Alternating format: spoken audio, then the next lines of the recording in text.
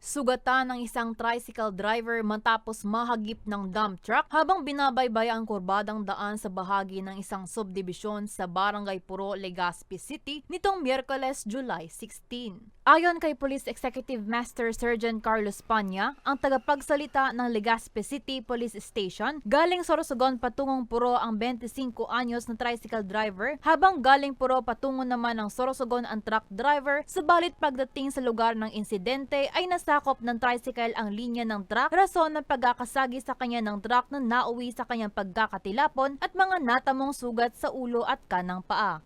Nasa tamang linya naman yung ating truck, kaya lang yung natin, parang nakuha yung side ng truck ng tricycle. So ito nangyari kung saan siya na out of balance dahil siguro pababa yung area and doon na nangyari kung saan tumilapon, then yung tricycle niya naiwalay sa kanya.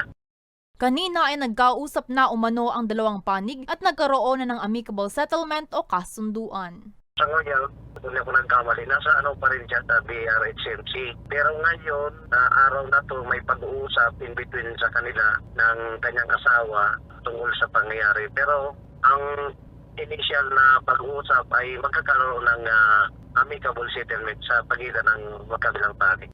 Dahil dito muling nagpaalala ang pulisya sa mga motorista na triplihan pa ang pag-iingat lalo na ngayong tag-ulan at madudulas ang kalsada.